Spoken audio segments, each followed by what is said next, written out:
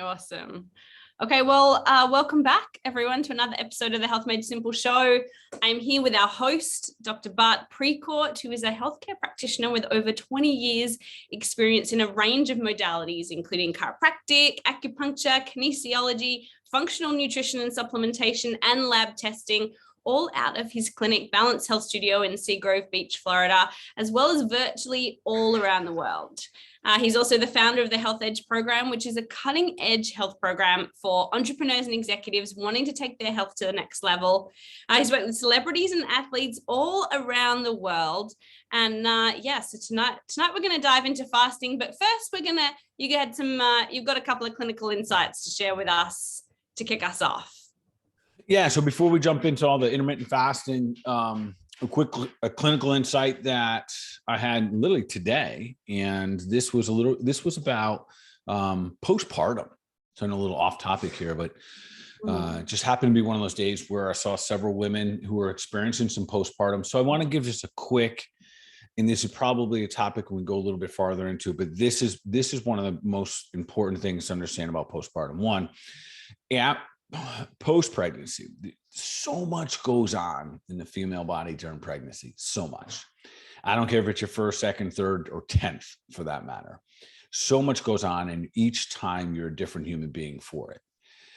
At the end of it, you end up delivering a baby, and hopefully everything's healthy. But even if everything has gone perfect, you now have a whole different set of circumstances in your life. And again, no matter how experienced you are, you're going to be dealing with something you've never dealt with before, an additional child, an additional human being that you're responsible for. And as a result of this, massive imbalances take place. Nutritionally, you're being starved. Your child is taking your nutrition.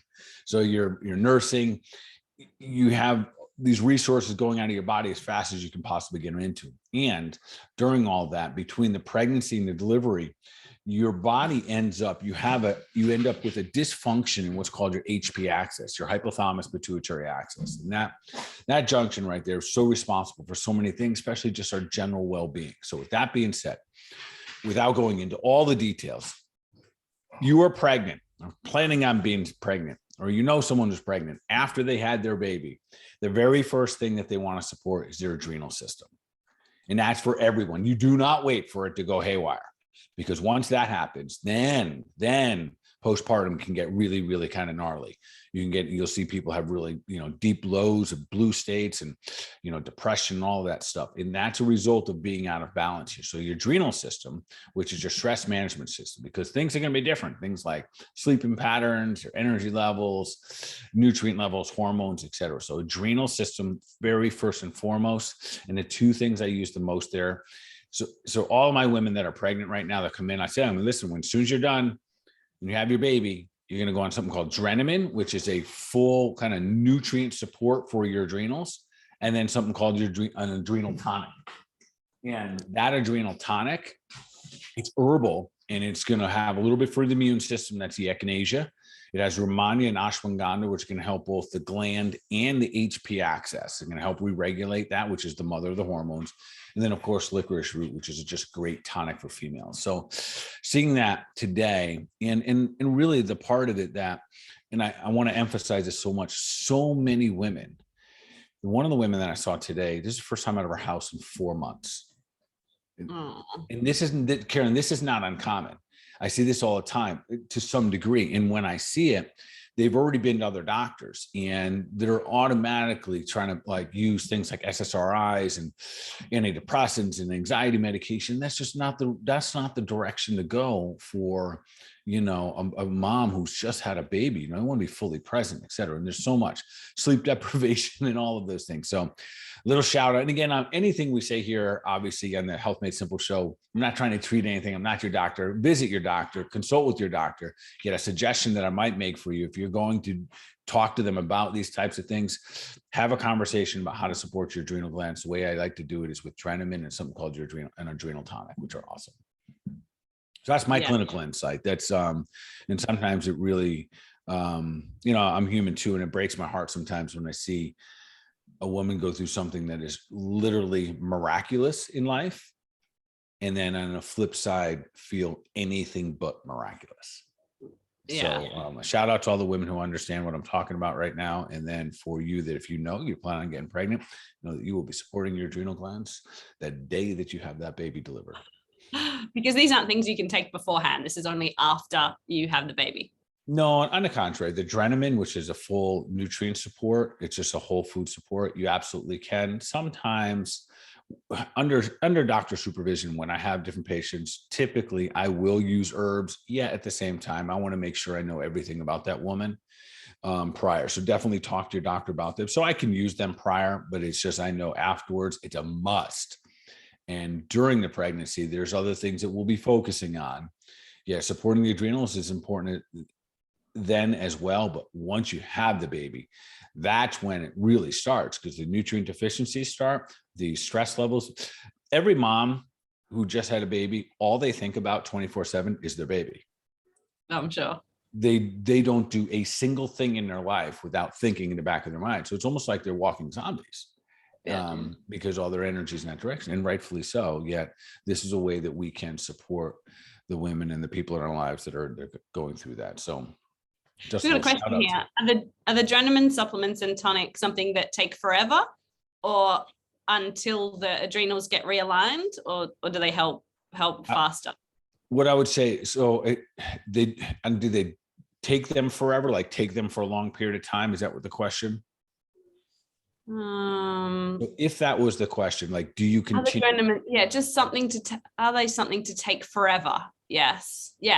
Judy said yes. Okay, so Adrenamine is one of the ones that I often will suggest to use as an everyday supplement for adrenal system, unless someone tells me they have no stress in their life. And then if they tell me that, and I'm thinking to myself, you're not paying attention. We just live in stressful worlds. And even if we become immune to that stress, so yes, you can continue on it. And there's no plug here, shameless plug, but here, literally, I have my adrenal tonic here. This is a long day for me. This is a long fasting day. This is an OMAD day today. And I'll talk about that in just a moment. So I support my adrenals on a day like today because I'm pushing it more than usual. Most of us out there, we push until we can't. Most of us could use some adrenal help. So the answer is, yeah, you don't have to take them forever. Yet what I would typically say all the way through that nursing process, I think the best answer would probably at least for the first year, because the mom's going to be tired for a year. Yeah. Oh yeah, at least. So it's okay. Another question here. It's okay to take both these supplements if nursing. Absolutely. Okay. Yeah. But talk to a doctor with any of these things if it's before you've had the baby. Yeah. And that goes for everything we say on this show from this day forward forever. Yes. In case I forget to mention that. Yes. Yes, for sure. Okay. Awesome. Yeah. No, I think that's awesome. Good that you were able to support her, because a lot of the time when you do go to the doctor, the only things they have in their toolbox is antidepressants or certain medications, right? And then they've got their own side effects and issues too. Not that they're not needed sometimes, maybe, but it definitely has their own issues. No, and this is one of the situations today is that when the young girl went to the doctor, they said you have postpartum, and then it was left right there. And so they get a label and say, oh, you have what a lot of others have, but there's really no solution or way to level up her health or support to do so. And that's a challenge. Of course, the husbands are rarely equipped. If there's a husband involved, they're rarely equipped with the tools, right? And they still have everything in their life that's going on, and they're stressed and concerned and worried as well. They just don't know what happened, in that sense, to their partner or their bride. What's going on with my loved one here. Okay, cool. Just on the last question quickly on the clinical insight, then let's move into fasting. Is there any of these supplements, or is there any other supplements for perimenopause and menopause? Are these adrenal ones good for that too? Yeah, absolutely. Especially perimenopause. We're going to talk a little bit about perimenopause tonight. In a nutshell, women that are in perimenopause are less adaptive to stress.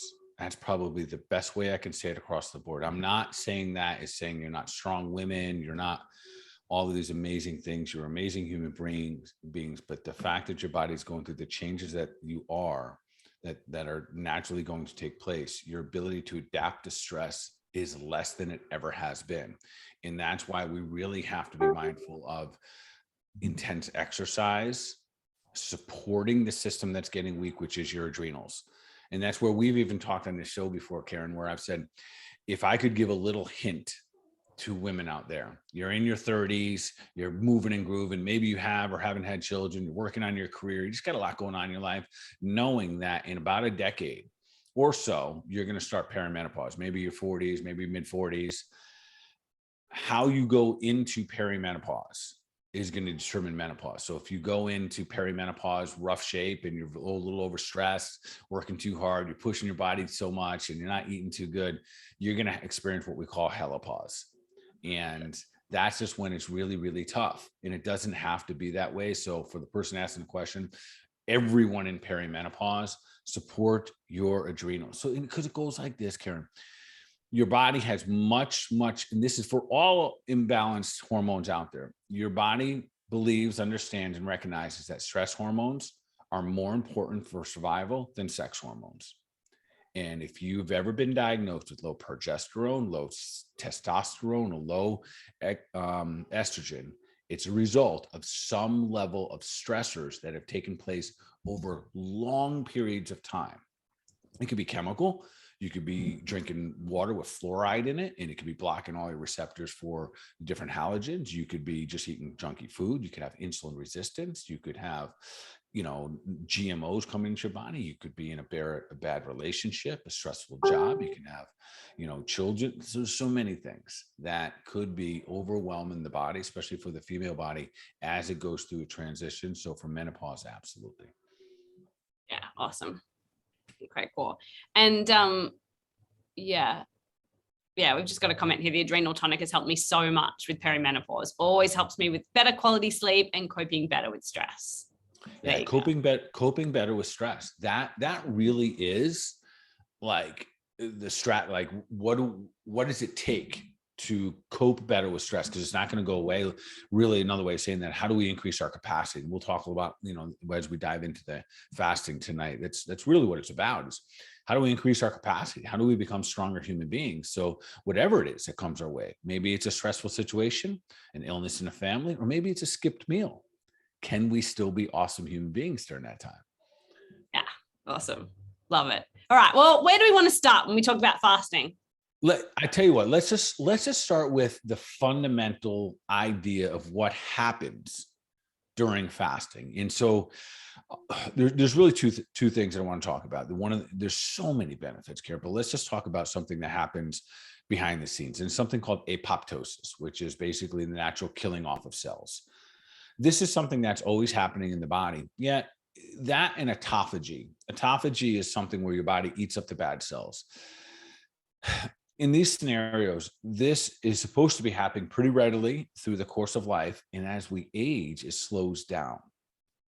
We don't kill off these weak cells as well, and we don't gobble them up as well. And that essentially creates this toxic environment, or a lot of what we call these zombie cells. Literally, they're called zombie cells.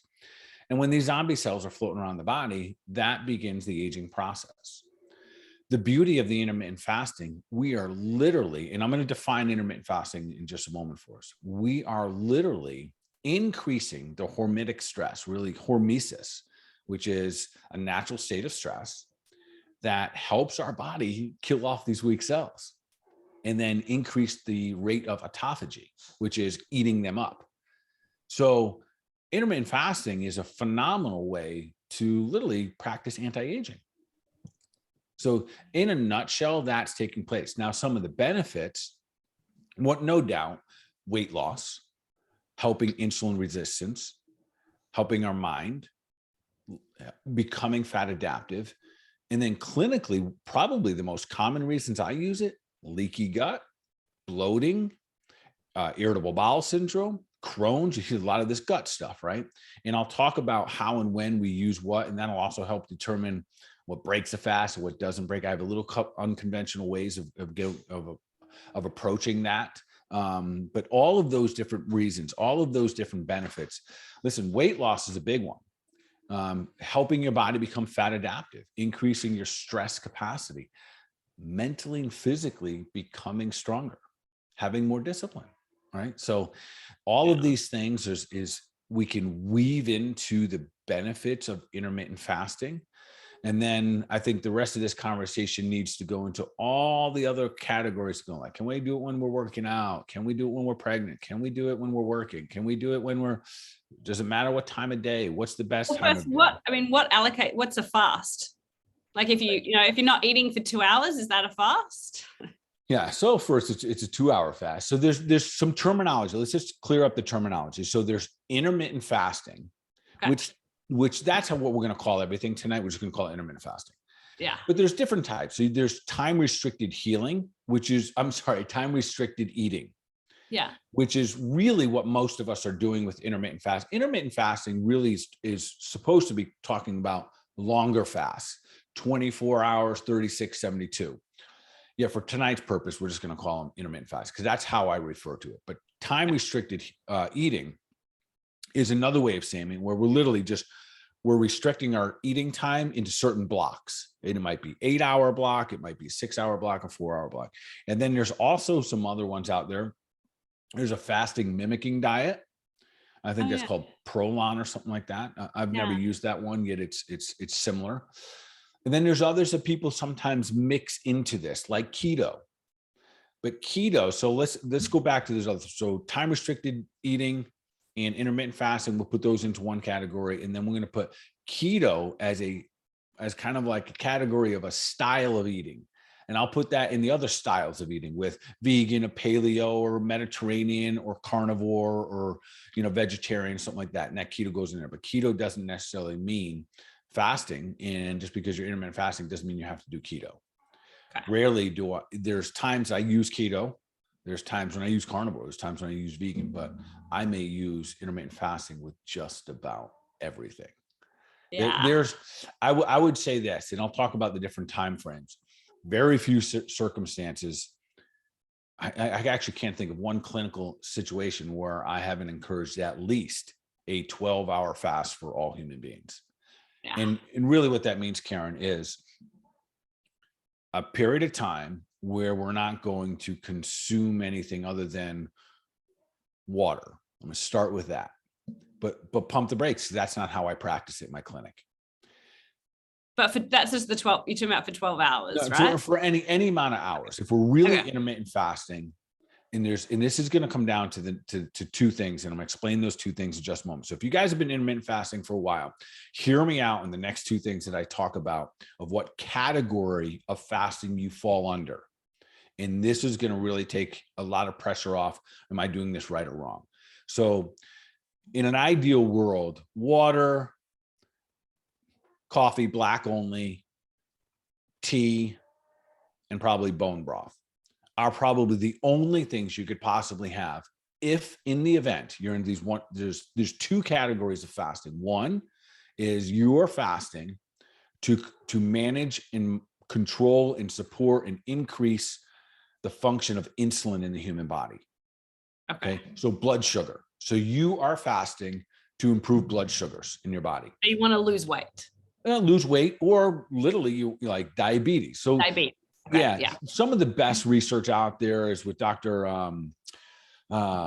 Jason Fung, I believe it is. And it's really about the impact on diabetes, quite frankly. And because our country is, at least our country, your country probably too, 50% are going to be diabetic within another 10 years, no doubt. Yeah. This is when the rubber hits the road. So if we can manage blood sugar, you can manage the most significant worldwide disease that there is, and that's diabetes. So, and we have plenty of research indicating that this is very, very manageable through the use of intermittent fasting. So, all right. So there's so there's one, if you are just trying to use this for weight loss, and for clinically, I do a lot of that, no doubt about it. It's a strategy I use all the time. But weight loss, really, when we get down to weight loss, it's indicative of us being healthy. Yeah. Right. So what's the real strategy to lose weight? To get healthy so your body can lose weight. if you've gained excess weight, there's something about you that's not healthy. You're over consuming, your body's holding on to stuff, you got too much insulin being released, most likely a little bit of insulin resistance taking place. So the second part of this is for your microbiome. And there's going to be a little bit different rules here when it comes to, are you fasting for microbiome health, or are you fasting for insulin health? And there's usually a little bit of a merging here. And the reason I say that, Karen, is this. Because no matter what, we're going to get questions tonight. Does blank break my fast? Does this break my fast? I will get my inbox full of, does this break my fast? I heard this is okay. I've already got it. Yeah. Don't worry about it. Listen, don't worry about it. And here's why. I'm gonna lay it out this simple for you. And this is how I use it clinically. And it's been very, very successful. And our results are through the roof. That we are going to, during the time that we're fasting, we're going to allow coffee, water, bone broth, tea. And in your coffee, I'll let people use certain fats. MCT oil will actually make this even better. A little bit of butter here, and a little bit of even collagen at times. And because collagen is so supportive for gut health. Now someone said, well, doc, but Bart, that breaks your fast. And so what if it does? What if it does for 15 minutes? Yeah. And all it does is increase your blood sugar 20, 30 points. And the reason I say this, because I monitored this. I've done this for probably 8 years. And I use myself as experiment, and I use my people, and I want them to poke their fingers, test their bloods. And what I find is that if by doing that clinically, I say, you know what, have your coffee and some MCT oil, have a medium chain triglyceride, and put a little coconut oil, put a little bit of butter. The advantages way outweigh the disadvantage of breaking your fast for 15 minutes. Most of the time, adding that fat, which inevitably, if you go on the internet right now and see Dr. Google and all these other people that are doing this, they'll say, but that breaks your fast, but it doesn't kill the whole thing. In fact, if you do that, and all it does, and you don't have to digest anything. No, I'm not talking about eating anything, because I'll even allow people to do celery juice on mine. Okay. So because I get to purge the liver, it barely touches. Some people, it doesn't even, some people that are testing doesn't even affect their blood glucose levels. Yeah, wow.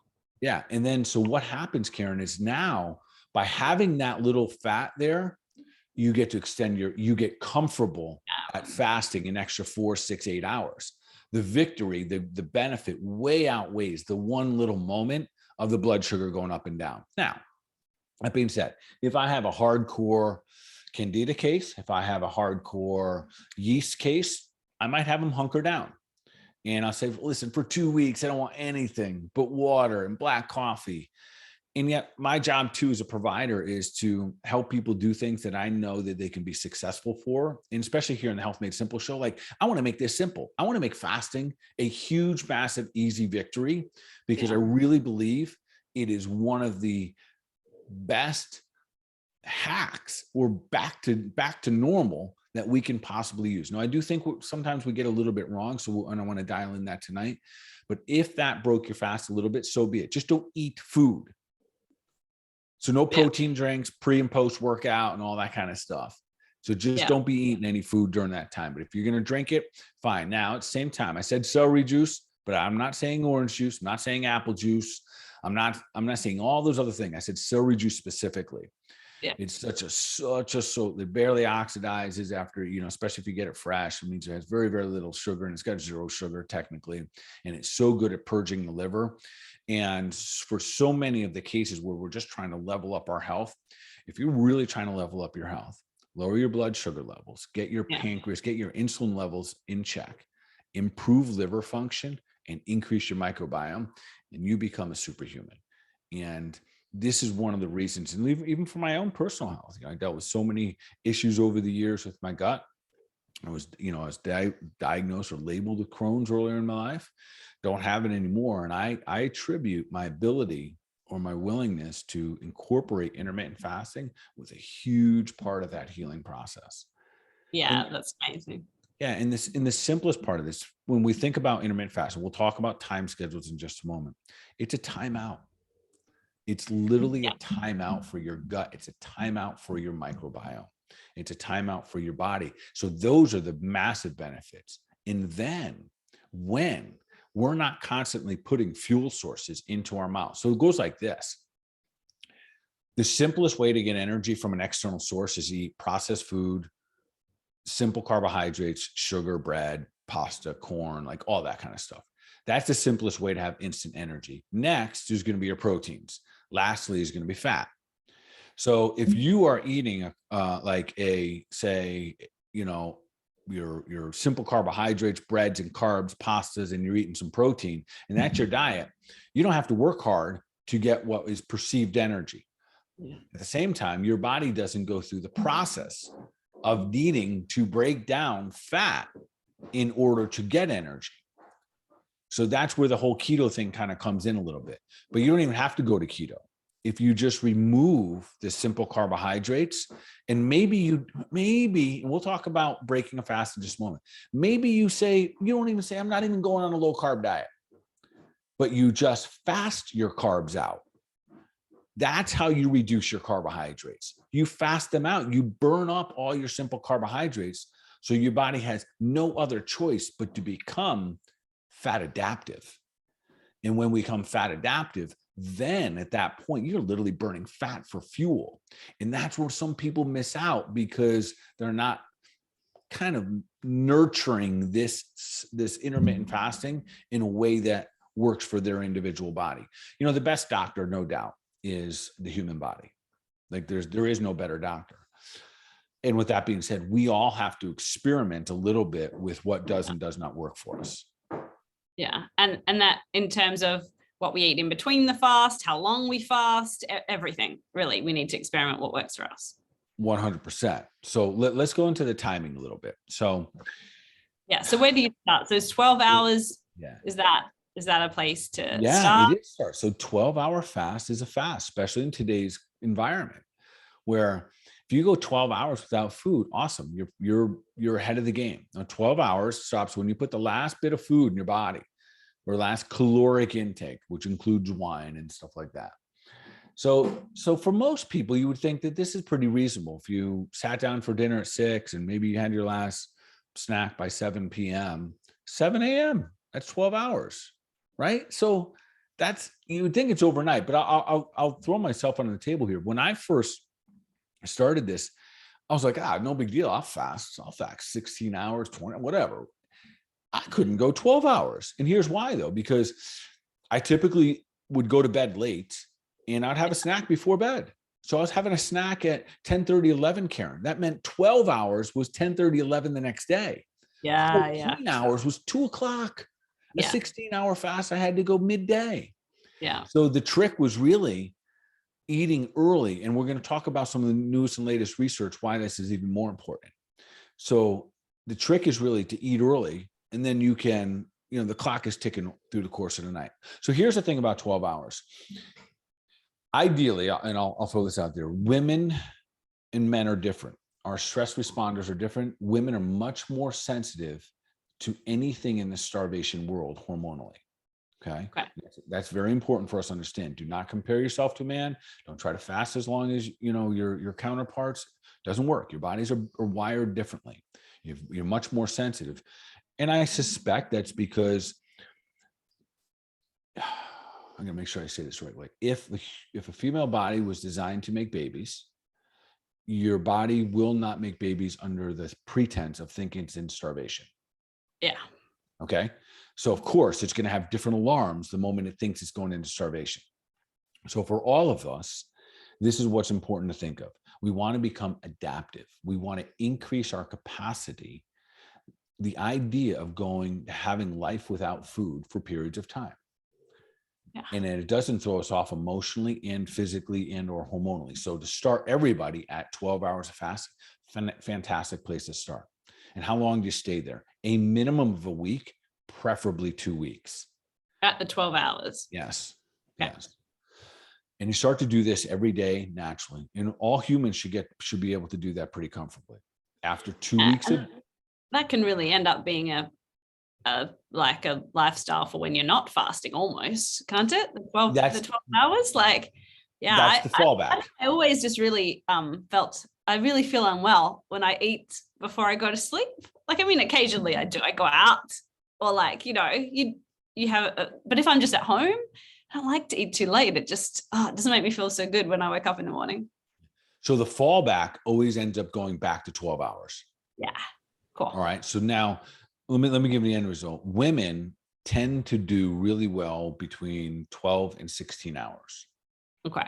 Probably 14 and 16 hours, kind of like a prime spot. Now, listen closely, women, if you're in perimenopause, okay, all of this has an asterisk next to it because you don't adapt to stress well.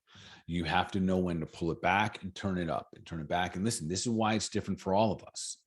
And this is why, like, you want to know, oh, this person's doing 18 hours every day. Every one of us is different, especially where we are in life. So generally, I'm going to say women between 12 and 16 hours and men generally between 14 and 18 hours. Now, guys, listen, that doesn't mean jump out tomorrow, do 18 hours. You're not adaptive. That's like me telling you to run a marathon tomorrow and you don't even run today. It's not going to serve you just to jump out and stress your body. So many times I hear people say to me, I tried intermittent fasting, it didn't work. And I said, well, what do you mean it didn't work? Well, after 3 days, I was belligerent. I couldn't think. I had brain fog. I was dizzy all the time. Well, what did you do? Well, I was going 16 hours every day for 3 days. And no, you weren't prepared. You didn't have the capacity to go without food for 16 hours. So one of the things I really love about fasting is I think it makes us stronger human beings. And to some degree, it's not even a secret anymore. There's stronger and stronger evidence saying that we're going to have a food shortage, a supply issue in these next coming years. And not because we're not growing food, but because the supply chains are messed up, because our politics are messed up, and there's going to be some changes. And make no mistake, those of us with our heads screwed on straight are going to just barely make it through this. But if you don't have your head screwed on straight, and because you lose your stuff every 4 hours because you haven't eaten something, there are going to be some hard lessons. So I truly believe in the capacity of becoming stronger human beings. We develop this ability to intermittent fast. And again, perimenopausal women, asterisk next to all of you, because your bodies cannot handle stress like they used to. So we just got to get better at nurturing all the way around for those individuals. We should probably do a show on just perimenopause. All right. Yeah, for sure. But those people can still do 12 hours. You just don't want to go. You just don't want to do too much too fast. Yeah, too much too fast is we got to be really, really mindful. And our tendency is always just like push. So then you get 12 hours for 2 weeks and then add 2 hours. Now we go up to 14 hours and then you stay there for 2 weeks. So women, after a month, you're going to be hanging right around 14 hours. And then you may let that flex a little bit. So what we would like naturally to happen, because, not everything's predictable, is that some days, man, you had a business meeting, you had to go pick up the kids at school and something changed. And you went, oh man, I went 17 hours today, not by the clock, but it just happened in life and you were fine. Yeah. And that is good. And that's what we want to be able to happen. So when someone says, crazy thing is I went all day yesterday without eating. So, well, how did that happen? Well, I was busy. I had to move and groove. You didn't lose your mind. That's good. When I hear that, I think to myself, that's good. That means that they can handle that situation. I'm not suggesting it every day, but to be able to handle that situation is actually a good sign. Yeah. Guys think, go ahead. And will that depend though on what people are eating in between the fasting too? Will the fasting help with that regardless of what you're eating? Yeah. So that brings up a big topic. So here's where I see people go really wrong with this. So they practice intermittent fasting and they are literally, there's a rule. Your fasting should never be white knuckled. Okay. There should never be a time when you're sitting there, you're looking at your watch and you're like 10, 9, 8, and you got a plate of food in you and you're about to just rip Holy Grail and you're going to dive into this thing. And listen, we joke about it. There's people doing it. Yeah. They're literally eating by the clock and getting out of this intuitiveness and they're holding back. And so I'm never going to suggest that you put yourself in a place where you're just absolutely depleted. That means you just got more work to do. That 2 weeks I said going, maybe it goes 3 weeks and you increase your capacity, but it shouldn't be to the point where you're actually getting so depleted that you can't function. And then when you eat, you overindulge. Listen, if we eat that huge meal, you've defeated, especially if you're doing it for insulin effects. If you drive it on any big meal of any food, I don't care if it's fat, it's all protein, it's all carbohydrates, any large meal will increase insulin production. Insulin production is a fat storage hormone. So Karen, here's an interesting stat, and this is kind of cool just to kind of like think about. Our bodies have over 200 different mechanisms to handle starvation. Okay. All kinds of different things. Burn fat for fuel, slow down ATP, slow down resting, like blood pressure stuff, all kinds of fascinating tools to manage starvation. So this is clearly something that our bodies have dealt with for thousands and thousands of years. It has literally zero mechanisms for overconsumption. Yeah. That's a big point. That is a really, really big point. Oh my gosh. But how often do we overconsume compared to starve? Like, if we have to say the average person, how many days this year did you overconsume compared to how many days did you starve? I mean, the overconsumption is ridiculous, right? It really is. And oddly enough, in this world, in this intermittent fasting world, I would say the number one mistake people are making, especially peeps that have been fasting for a long time and they're doing the same things over and over again. In the beginning, the stomach shrinks a little bit, and now they're getting a little loose in their diet. They're getting more carbs, they're raising blood sugar. And what happens is they literally are compounding it, and then they have this big moment, this huge meal, and they try to consume all their calories in one moment. Yeah. Not super healthy, not super awesome, and it can start to backfire. In those, especially when there's people are starting to go 18 and 20 hours, and there's something out there called OMAD. Okay. One meal a day. That's what it stands for. There's times when it's very effective. Today, it works for me. I'm in clinic all day. I don't eat until I get done. And today was a long one. So today was, I don't even know, but we didn't get done until about 3:30, 4 o'clock. I come home, doggy stuff, right? And then hang out with these guys, and then I'll get some food after this. So this is, so this could easily turn into a 20, 24 hour type fast day for me. And then when I eat, it'll be more or less in one meal or one little time block.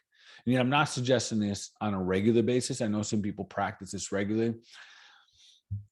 My experience with it is that if that happens, there's more of a likelihood, a little bit of a muscle wasting. It's hard to sustain and get enough healthy calories in during that one meal, because your body can only consume so much at one time. And real quickly, when we talk about caloric intake and we're talking about weight loss,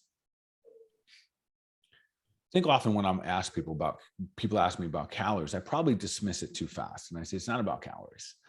Yeah. It's about the quality of food that you eat. And there's no doubt that that's the truth. Now, with all things being equal, let's say everything we're talking about today, we are only eating healthy foods. God's garden comes from root plant tree, walks in the garden, swims in the sea, we eat it.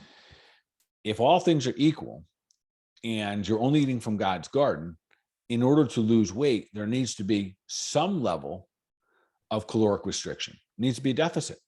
If you eat the same amount of calories, the same amount of output, same amount of output on a regular basis, energy used, then you won't necessarily lose weight. There's some point you have to have some type of caloric restriction.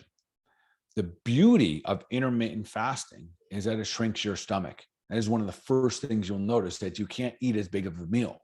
Mm-hmm. So it happens naturally, that as long as you're not overeating because emotionally you're 10, 9, 8, 7, I'm going to eat 4, 3, here we go, let's hit it. If we're not doing that, and you're not doing this emotionally, and listen to your body and get a good balance of fiber, fats, and proteins, if you're doing this appropriately, your stomach will shrink. You won't be able to eat too much in a sitting. You'll end up in an eating block. There's it's very common to hear about 16-8, 16 hours of fasting, 8-hour eating window. Very healthy. We see people all the time living that one, getting phenomenal results that way. How we break that fast, real important. If we go to a massive meal, that's one big boo-boo that people make. The second big boo-boo is that they're not picking God's garden. That they're going 10, 9, 8. Now they're driving while this is happening. Now we're having a donut. Yes, they're driving by in the gas station, The clock hits, 12 and boom, they're going, there's a gas station. I'm going to pull into this gas station and break my fast with whatever it is. So listen, if we are putting toxins in the body, challenge is your body's still going to defend against those toxins. And how do we defend against toxins? We use the immune system, which is your fat cells. And we forget oftentimes, if we have more fat cells than we want, there's a good chance we have more toxins than we want. Yeah. So let's make sure that we aren't putting so many toxins in your body that it requires the release of insulin, the release or the use of these fat cells. So again, even things like fatty liver, all my fatty liver cases, cholesterol cases, all the people that come in with these things, one of the first things I do is set them up on an intermittent fasting schedule, and everyone different. And nowadays, which kind of neat, more and more people say, man, I naturally kind of do that. I naturally am about 12 hours or 14 hours. Then I have to dial in how it's broke. Yeah. Okay. Yeah. Because I think that does, I used to always say I get hangry, right? I couldn't go I was just like one of those people, if we don't feed, she's getting hangry, got to make sure you feed her. But changing what I ate, that was such a carbohydrate dependent just thing that sparked me to be hangry all the time. As soon as I changed the types of foods I ate, that went away. The other idea too is that if you're always eating, then inevitably you're bumping up your blood sugar, no matter what kind of food you're eating, even if you're bumping up your blood sugars. And as a result of that, there's going to be an insulin response. And listen, if you're out there and you have perfect gut health and you have no issues, you probably can do that successfully. And so it can exist. Yet if you're trying to lose weight, you're trying to get function back into your brain, you're trying to have more stamina, you're trying to, reduce, I don't care if it's blood pressure, cholesterol levels, trying to get your A1C down, reducing inflammation, fasting is one of the absolute best tools that we possibly can use out there. I can't talk about it enough because it's simple and easy. And if it's too much for you, you can back off. Now, with that being said, listen, resetting insulin production, resetting how your body utilizes insulin is not always comfortable. Yeah. It just isn't. It means that, yes, there is going to be some days that when you're in the midst of it, yes, that's the hormetic stress. That's that natural stress that we're going to put on the body. And so it's almost like a dog. Every time a dog barks, if you give it a treat, you're creating a problem, right?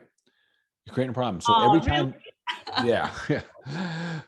So it's similar to our metabolism. It's similar to listening to our cravings for food. Every time you get a little craving for food because, and it could have been for many reasons. It could have been stress.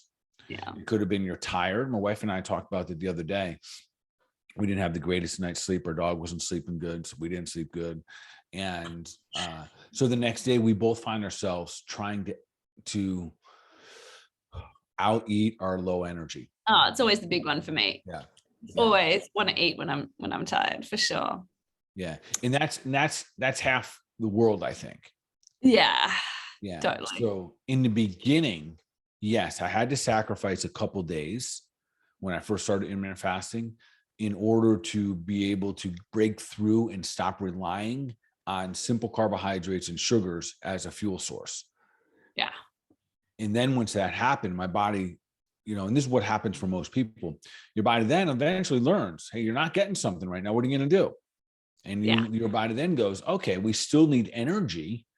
You're still working out. You're still using your brain, and it has to relearn how to become fat adaptive. But the moment you put that carbohydrate, that sugar, that simple fuel source back in, it goes, oh yeah, you were just kidding. I'm not going to work that hard. I'm not going to burn a fat cell for fuel. I'm not going to make ketones. Those are hard. Yeah. I'm not going to do that. So to take the intermittent fasting to the next level, sticking to, when I say low carbohydrate, again, if we're using God's garden, I really shouldn't even have to use the disclaimer, no gluten, because gluten's really not existing in God's garden at this point, right? It's going to be in a process because we're going organic anyways, right? So we're not going to eat anything that's out of a box or a bag or has a barcode. So we're eating, all whole food. So the pastas and the cookies and the crackers, they don't even exist, but the rest of them do.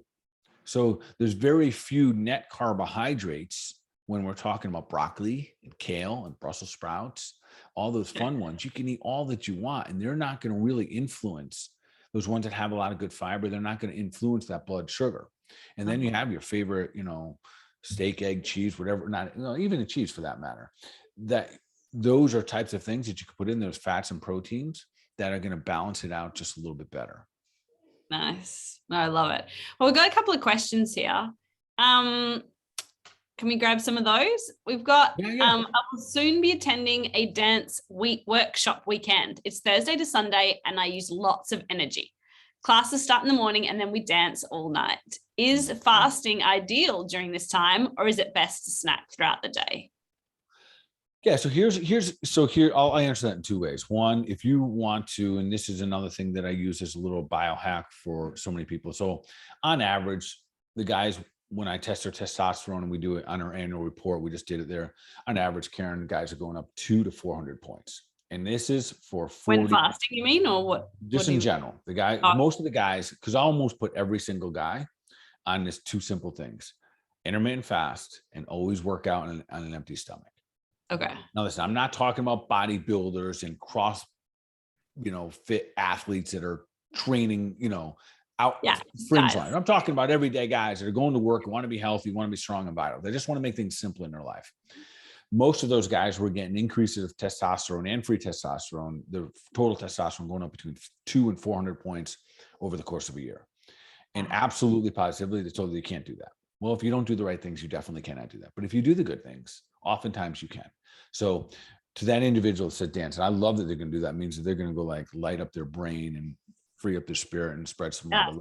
So especially dance, it's so healthy. You could intermittent fast if you're used to it. Awesome. You might find a whole nother level of energy when you break into those ketones. Now, if you're going to be dancing and kind of going after it, eat a little bit. Don't eat for energy though. Eat to fuel the system. I'll give you my car analogy. When you give a car fuel, it doesn't have more energy. That comes from the motor. We are the motor. What we eat should just be the fuel feeding the motor. So have a Ferrari, have a badass motor, have a really strong, powerful, highly resilient, lots of horsepower motor that you just fuel with good fuel. But the fuel should never give you more, right? Think about your car right now. When you fuel it, does it have more horsepower? No, it has the same horsepower it did before. And that's the same way our bodies should be. If you were eating foods and drinking things like Red Bulls and stuff like that, I'm still surprised people do that, and it's giving you more fuel, wrong way. That's the wrong strategy. So if you're going to go dance, some snacks and and depending on how you practice, meaning your normal life, if you're normally used to using some nuts and nut butters and stuff like that, that could be phenomenal, because your fats and your proteins like that are very, very slow burning. So and especially if you're going to be pumping up your metabolism, that's a great source. Hard boiled eggs, that kind of stuff. Fantastic. Awesome. All right. How much butter or coconut oil do you put in your coffee?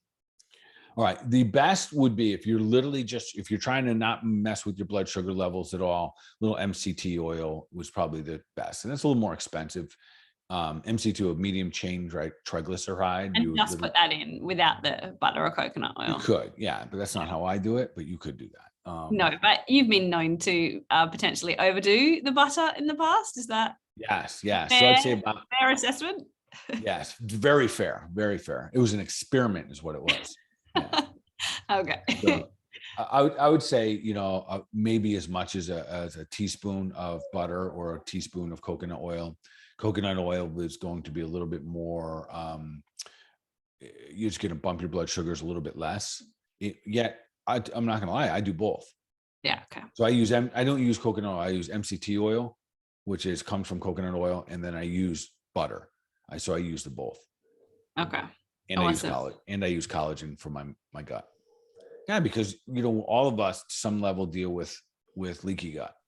That helps those tight junctions. It helps heal things up, and it provides me an opportunity so I can go on a day like today, which will probably be 20 plus hours fasting and still, I don't want to go run a marathon right now. Yet I'm still, I'm still able to stay functional, and it doesn't throw me off too much. What about, I know we're kind of saying ketosis, we put it in a separate kind of area, but fasting and ketosis, besides a finger stick, is there any other way to know you're in ketosis? No, that's really the gold standard. There is urine sticks, and there's the breath. There's like a breathalyzer. I've had both of those. I don't find those really accurate as much as just literally testing my ketones. I checked mine today before I leave my office, and blood sugar was fantastic. So it's interesting because you can go too far and your blood sugar goes back up. And for those that will argue to me and say, well, Bart, that breaks your blood sugars go up if you have butter. Listen, those of you who have continuous glucose monitors, you'll understand what I'm about to say. Stress makes your blood glucose go up. Yeah, it does. Okay? Yeah. A poor night's sleep makes your blood glucose go up. A shocking moment, like I have some clients, especially in my my concierge program, they have it, and I help monitor that for them. And I have this one individual, every time she leaves her house, her blood sugar shoots up about 30 points. Oh, Yeah. wow. It's a stress reaction. She feels really good. So I don't know if it's normally high, or when she's home, she's so relaxed because she's grounded and it goes low. But there's this pattern. It's incredible to watch. So ketones, the best way, no doubt, is to do the finger prick.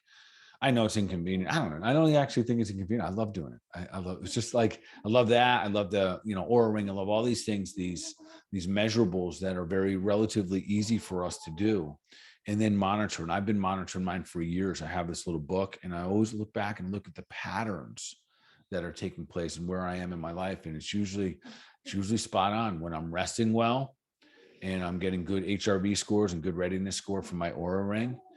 And I will see my blood sugars drop and my ketones go up. And it took me a long time, FYI, for those of you measuring ketones, and really what that is, Karen, for anyone that's not understanding that terminology, a ketone is when it's a fuel, when your body breaks down fat, it produces something called a ketone that your body uses for energy. And your brain loves burning fat for fuel. Really lights up your brain. So if you get into that stage where you're in ketosis, you're burning fat as a fuel source. So now you have energy, but that energy is not coming necessarily from breaking down carbohydrates and sugar, but it's coming from breaking down fat. So when I first started measuring it took me a long time to get into ketosis. Not like 3 weeks, not 4 weeks. It took me nearly, I think it was almost 2 months. And I was like, this damn thing don't work. And then even then, over the next year or two, I'd hear people talking about being, having millimoles of 1.0 and 1.5. And I never touched that. I was always hovering between 0.5 and 0.9. Now that my body is more fat adaptive and, I've kind of got a little bit more rhythm, I can easily be at 1.1, 1.4, where I couldn't do that for years. So that's when I talk about helping our body increase the capacity little bit by little bit over time. Think of how many decades you've been eating carbs for over 70 to 85% of your daily consumption of food. And that's for all of us. You wake up, cereal, toast, muffin, bagel, all carbs. So you probably start your day with roughly 75 to 100 grams. I think that's probably on average. If you had a pancake breakfast, you're probably 200 plus. Your kids going to Lego, Eggos, whatever those things are, same thing. And then you go to lunch, and at lunch, say you skipped a snack and all you had was, you had a little bit of you had a sandwich, you had a chicken sandwich, you have a couple slices of bread, you just got yourself another 60, 70 grams. And that's assuming you did nothing else, right? You didn't have a breaded chicken sandwich. You didn't have any French fries, no chips, no salad dressing, none of that junk. No, you just, let's just say, just so now you're at 250 grams of carbs. You go to dinner. Fast, doesn't it? Yeah, go to dinner, have yourself a little pasta, maybe a slice of pizza, maybe a baked potato. You push another 100 grams at night. The average person's pushing 200, 300, 400 grams of carbs per day. You do that for a couple decades straight. It's no wonder it takes a couple weeks or months to really become fat adaptive. So, but if you have that wherewithal and say, all right, I'm going to stay this course. I'm going to feel good while I go through this.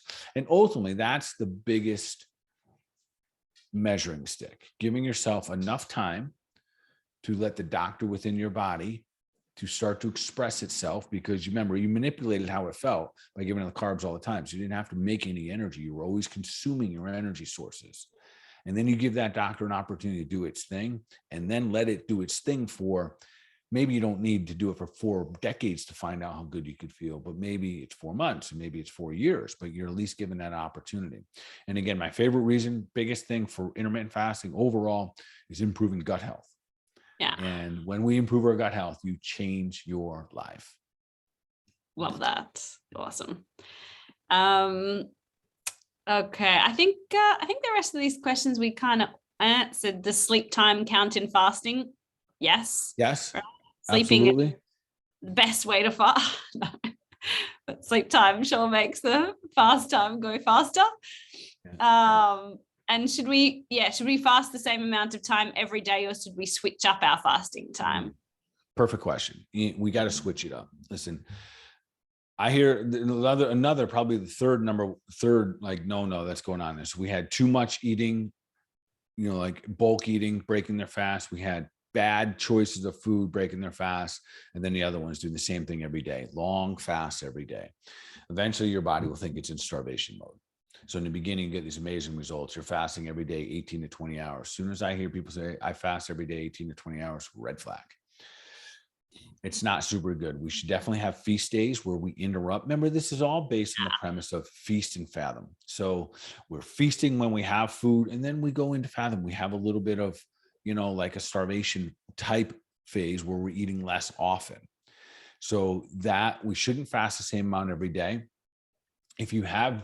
So for me, I like to make sure that I have 2 days a week that are pretty long, 18, 20 plus hours. And that works really good for my body. It keeps me honest, you might say. Most other days, I'm probably hovering around 14 to 16 hours. Like I said, guys are going to do really good between that 14 and 18 hour phase. Maybe once a week, I'll be down at 12, 13 hours. Maybe I'll go out for breakfast with my wife or something like that, or whatever it may be. And that's the beauty of it. You can flex like that. It doesn't have to be real rigid. So, but those long fasts, and I've run into some people, they're going to become real stagnant with it. And essentially the body starts to believe it's in starvation mode, and it starts to hold. And now they can't lose an ounce, and they might even start gaining weight. Yep. Yeah, for sure. Okay, awesome. And then can you drink anything when you fast? We kind of talked about that, really. Strictly speaking, water, coffee, tea, bone broth. Bone broth. Yeah. Awesome. Cool. Well, I got a couple more. I know we're almost done, but I want to throw a couple more. Go. Yeah. So, all right. Pregnant women. No. Yeah. Okay. So fasting at all, pregnant women, how about 12 hours? 12 hours max. It's a little bit different in this scenario. So when you know you're pregnant, hopefully you're clean living already, and you can listen intelligently to your body. So if you feel good without fasting, love it. But I don't want you intentionally clock watching. Karen, I always, if I'm really being honest with our audience, when I have a female that is fasting, I always ask them why they're fasting. Yeah. Okay. And I ask them because I want to know, you fast, especially if they're pregnant. If they're pregnant and they just happen not to eat for 14, 16 hours a day, perfect. It's phenomenal for the baby as well, right? We don't want to get hooked on insulin or, in blood sugar imbalances. If they say, well, I want to stay thin, or if I get any sense, if they're trying to stay skinny while they're getting pregnant, and we have a conversation, come to Jesus moment. And that's real. And listen, I get bodies are going to change. Your brain says my belly's bigger. I got to do something different here. So for those reasons, I want to always just be kind of mindful. Let's talk about some of the tips and tricks to help you through the strategies here. Herbs are your best friend. I'll just throw that out there. Herbs should become your best friend. Herbs, especially adaptogen herb, ashwagandha, echinacea, these adaptogen herbs like rhodiola and shashandra. These are phenomenal ways to enhance the benefits of intermittent fasting and keeping you strong. So I use a lot of herbs. Sometimes I take them in liquid form. Sometimes I take them in pill form.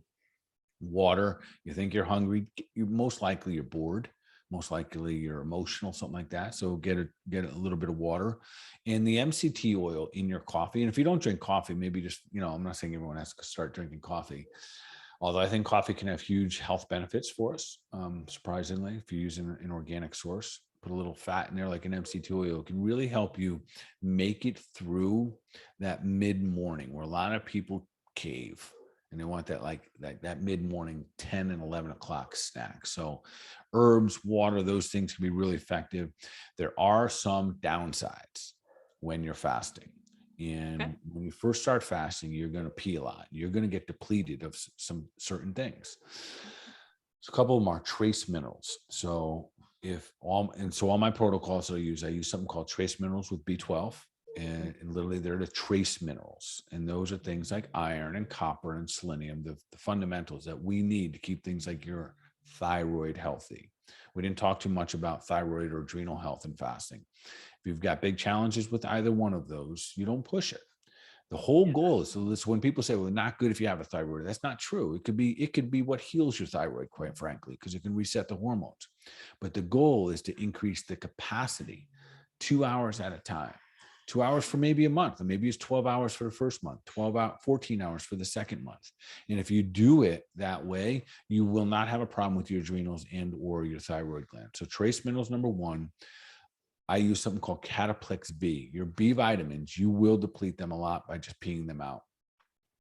As you increase your fasting hours, you're also going to increase the rate of your metabolism. It means you're going to pee more. This is a good thing. So replenishing those B vitamins through supplementation is usually what I recommend. And that'll also keep you balanced. I use something called Cataplex B, and I usually use 4 first thing in the morning, which is usually helpful. And then the last but not least is your electrolytes. And this is pretty important. This is where some people do mess things up a little bit with their fasting. So when you do have your meals, make sure you're adding a decent amount of sea salt. That'll support the adrenal system. They'll give you some base minerals, give you some electrolytes, but using some kind of a electrolyte. We had like a year ago, we had our friend on here, Chris. She has a product called Hydrate. I like that one. It's a little on the sweet side. You can have that like when you start your eating, not necessarily during it, because it will bump the blood sugars. Or I use something called Easy Mag. It's a soil-based magnesium that has the other electrolytes. It's really, really, it's foundational and really good. So electrolytes, trace minerals, and B vitamins are usually what we become depleted in. So if you're doing those, you are creating some variety in your timing of schedules. You are increasing your capacity by becoming better. So like you're getting more fit to be able to intermittent fast. You push it every now and then. You put the body under some, natural hormetic moments of hormesis stress induced. You make sure when you break your fast, it's not a countdown to the world's fastest and largest meal. So you're spreading that out a little bit, and you're still choosing God's garden type foods. And if you're doing those, you can have some phenomenal success with your intermittent fasting in the event. And then I guess last but not least, the gold standard, if you want to know, like, are you getting into a healthy place, you would check your blood sugar, and you can do that through a glucose monitor and or your ketones. So in a nutshell, that's intermittent fasting. Love it. Well, from all that, what's the one action everyone's going to take from this show to move them towards their goal of superhuman? So I'm going to say this when it comes to fasting, and it's delay, don't deny. Listen, fasting is not punishment. Yeah. So you can have all the foods that you want. Like, I love my diet. I don't have, like, I eat from God's garden and I have no restrictions. I eat chicken wings, I have burgers, like all these fun things. So it's delay, don't deny. And I think oftentimes when we're trying to modify, or trying to strategize when it comes to our diets, too often it feels like denial and it feels like food jail. And don't let it be that. Just give yourself an opportunity, a wonderful opportunity to have a timeout, delay, don't deny, and have some fun with this. I think every one of us would benefit with our health for it. Yeah, I love it. Awesome. Oh, well, thank you so much again, everybody, for joining us. We'll be back same time, same place next week for another episode of the Health Made Simple show. Yes, and of course, appreciate you guys. Love you all. Keep doing the thing. Keep sharing it out. Keep spreading the love. And of course, we're going to take deliberate action for our mind, our body, overall wellness. That'll be awesome.